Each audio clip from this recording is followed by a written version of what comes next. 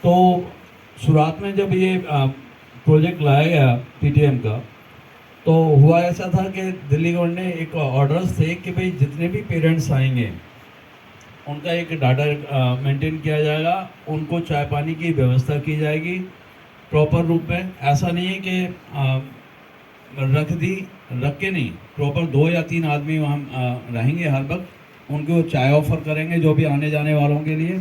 तो पहले संख्या बहुत कम थी और धीरे धीरे ये संख्या बढ़ती चली गई। आज की स्थिति ये है कि हर गवर्नमेंट स्कूल में 80 to 85% पेरेंट्स पीटीएम में आते हैं। और होता क्या था कि जैसे हमने रिजल्ट डिक्लेयर कर दिया, बच्चों को आंसर शीट दिखा दी, तो बच्चे कभी भी अपने मार्क्स अपने पेरेंट्स को नहीं बताते थे। केवल वही बच्चे बताते थे जो ऑनेस्ट हुआ करते थे या उनके बहुत अच्छे मार्क्स आते हैं, वही बताते थे। तो उसमें जब पीटीएम होने लगी एग्ज़ाम के बाद, तो हम पीटीएम लेते ही हैं, तो जो पेरेंट्स थे उनको एक्चुअल में पता चलने लग गया कि हमारे बच्चों की परफॉर्मेंस है क्या। तो आज की स्थिति ये है कि मैं आपको बता दूं कि 80 to 85% अटेंडेंस रहती है पीटीएम में। दूसरा, मुझे इस स्कूल में 3 साल हो गए हैं और 3 साल पहले इस स्कूल की स्ट्रेंथ 1200 के आसपास थी। आज इसकी स्ट्रेंथ 1600 प्लस है। और जैसे बताया गया था कि पब्लिक स्कूल से बच्चे आते हैं, जी हाँ, इस स्कूल में पब्लिक स्कूल से हर साल बच्चों की एंट्री होती है 60 to 70, क्योंकि यहाँ जो एंट्री लेवल है वो 9th क्लास का है, 6th क्लास में है और नर्सरी और केजी में है। तो ज़्यादातर जो पब्लिक स्कूल से बच्चे आते हैं वो 9th क्लास में आते हैं या फिर 6th क्लास में आते हैं।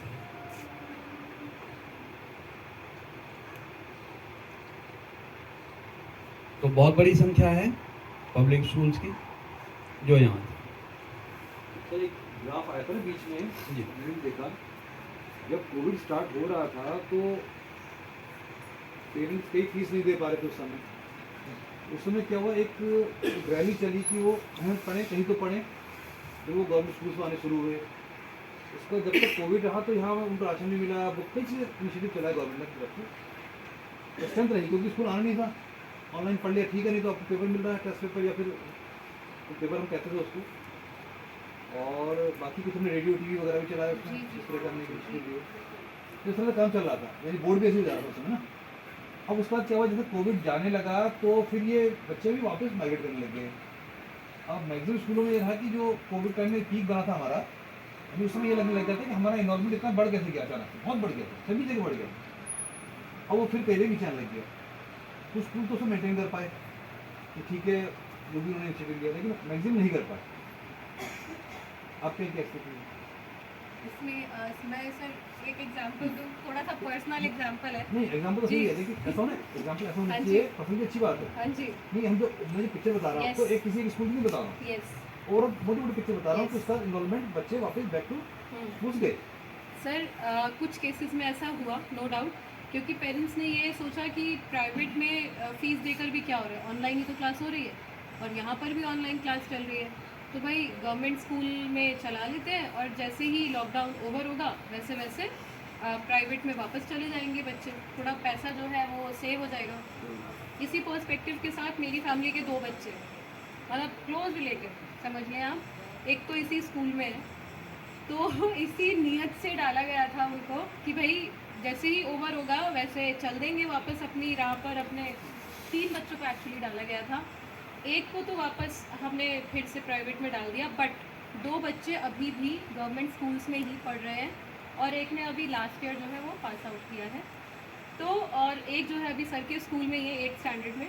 तो प्रोग्राम तो यही था कि वापस ले जाएंगे, बट फिर हमने कहा कि नहीं, बहुत अच्छा चल रहा है, बच्चों को नेशनल लेवल पर खुद को रिप्रेजेंट करने का मौका मिल रहा है, क्योंकि बहुत सारे ऐसे इनिशिएटिव्स हैं, बहुत सारी ऐसी अपॉर्चुनिटीज़ हैं जो प्राइवेट स्कूल्स में अवेलेबल नहीं है, हमारे स्कूल्स में अवेलेबल है, चाहे वो स्पोर्ट्स हो, चाहे वो आपकी फील्ड विजिट्स हो, चाहे वो आपका ईएमसी का मामला हो, वो प्राइवेट स्कूल्स में नहीं है। हालांकि प्राइवेट स्कूल्स को भी अब ये निर्देश आ चुके हैं कि वो अपने यहाँ पर माइंडसेट करिकुलम जो है उनको इनिशिएट करें, बट स्टिल क्योंकि यहाँ पर तो आप लोग को पता है पूरा फुल फ्लेज सिस्टम जो है वो हो चुका है, तो yes they were here for a while but now they are staying here for a long journey.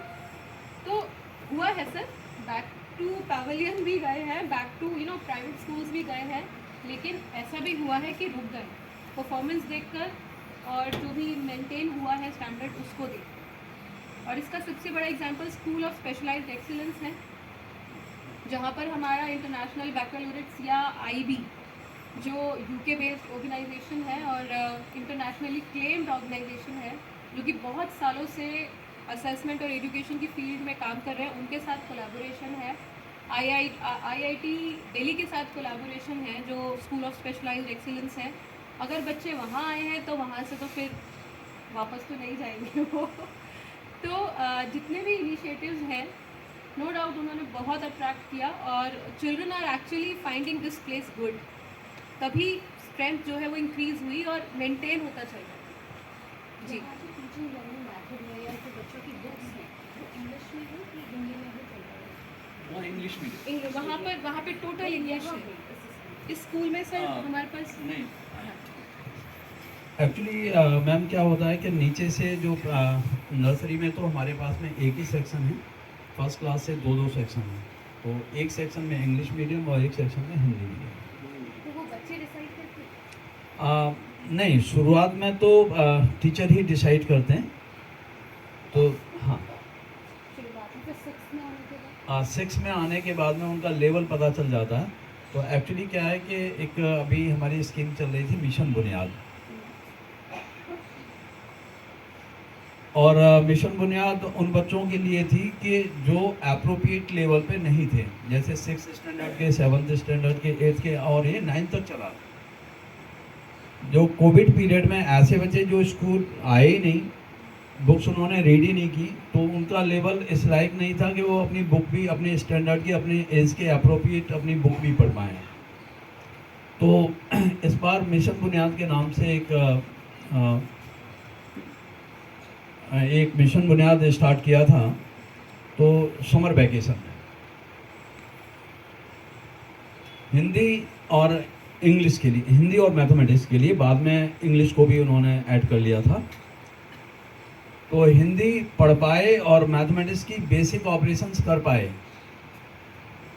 तो ये सभी क्लासेस के लिए था, प्राइमरी से स्टार्ट हुआ था और 9th क्लास तक, तो 2 महीने पूरा ये चला जिसमें, और उनका असेसमेंट भी हुआ। असेसमेंट के बाद में पता चला कि कुछ बच्चे जो स्कूल ही नहीं आ रहे थे, उनको छोड़ के बाकी सभी बच्चे लेवल 2 पर पहुँचे। और लेवल 2 का मतलब था कि 6, 7th, 8th और 9th में जो डिवीज़न कर पाएँ, मतलब 4 डिजिट का, 3 डिजिट का, 2 डिजिट का और सिंगल डिजिट का, ऐसे था।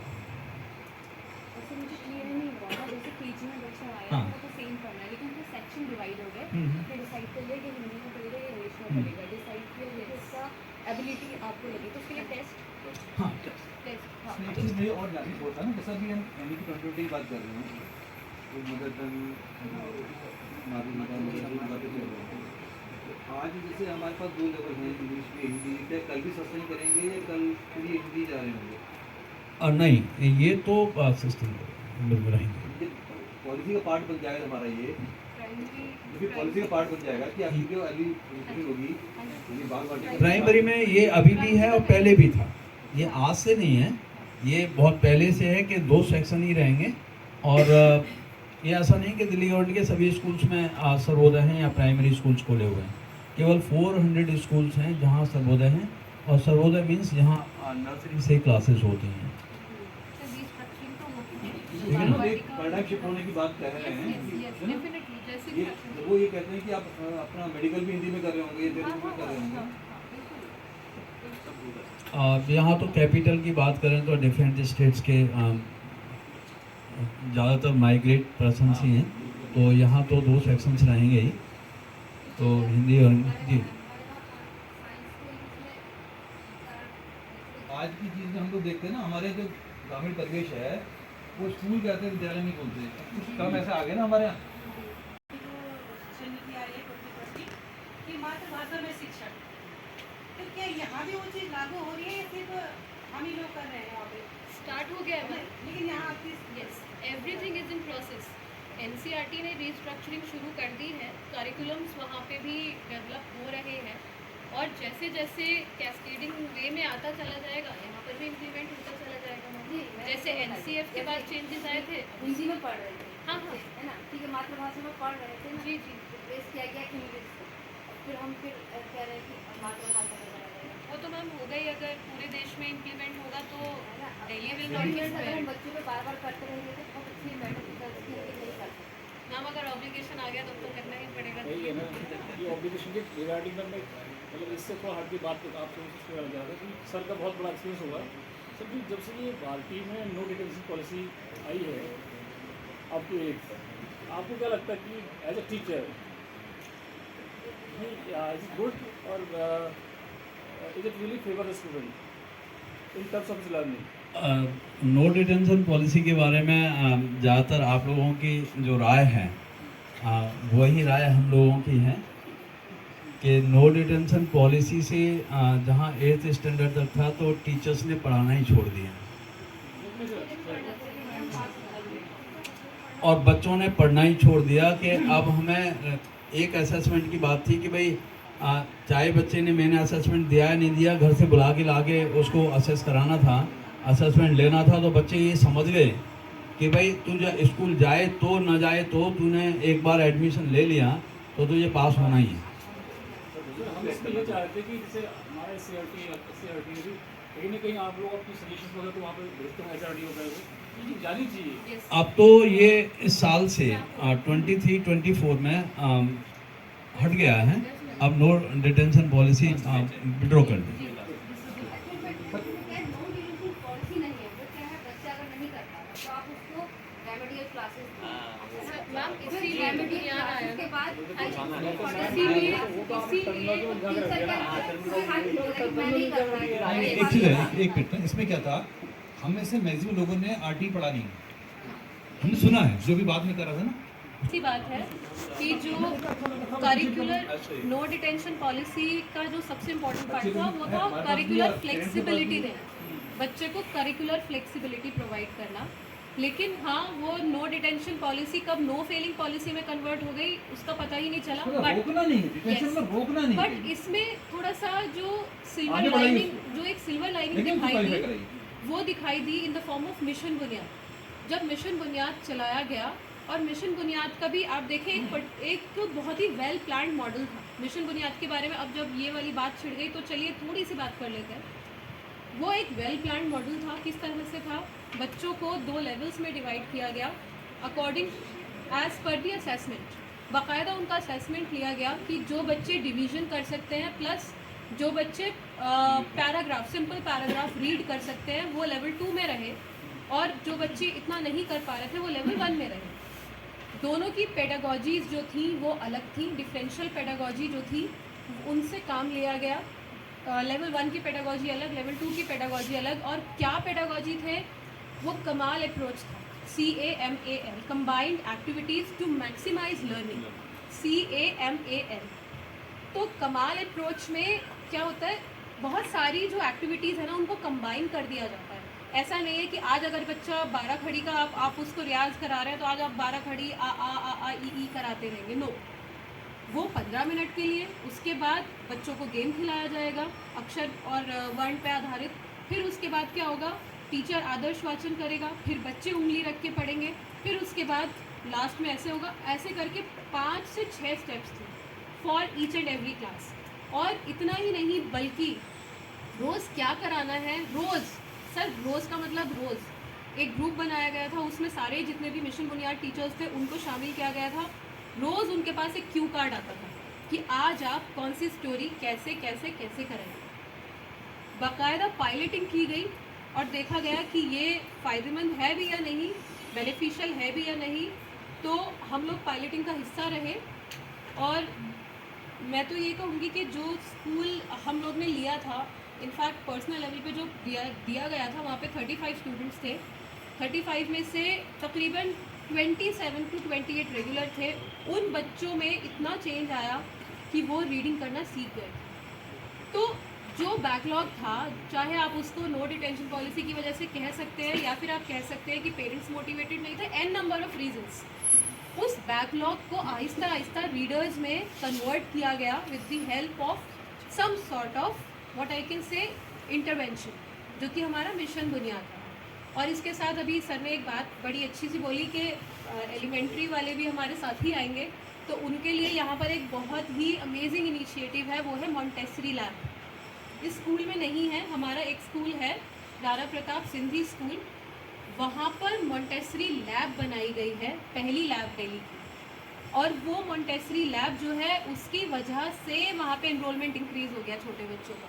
वरना नर्सरी केजी का आप जानते हैं, पेरेंट्स भी थोड़े से आलस में आके ये सोचते हैं कि भाई छोटा बच्चा है, घर में भी खेल रहा है, क्यों भेजें। लेकिन वो इतनी अट्रैक्टिव और इतनी मतलब प्री कॉन्सेप्ट्स जो है ना, चाहे वो प्री एरिथमेटिक कॉन्सेप्ट्स हो, चाहे वो आपकी प्री रीडिंग एबिलिटीज़ हो, वो सब वहाँ पे कब डेवलप हो जाती है नहीं पता चलता। बच्चों में काफ़ी इम्प्रूवमेंट है। तो मौका मिला आपकी टीम को, स्पेशली प्राइमरी टीम को, वो लैब हम ज़रूर दिखाना चाहेंगे। अभी तो तो सेकेंडरी के लोग आएंगे इसमें, नेक्स्ट ईयर बिल्कुल, बिल्कुल, तो प्लान करके वहाँ ज़रूर लेकर जाएंगे। It's a treat for our eyes and at the same time it's a great learning, तो वो ज़रूर दिखाएंगे। और इसी के साथ अभी जो डिस्कशन हुआ वो फोकस था उस पर, हमारा मिशन बुनियाद पे, हैप्पीनेस पे और एंटरप्रेन्योरशिप पर। अब मैं करशन सर को माइक दूंगी और करशन सर हमें देशभक्ति कार्यक्रम के बारे में बताएंगे, है ना।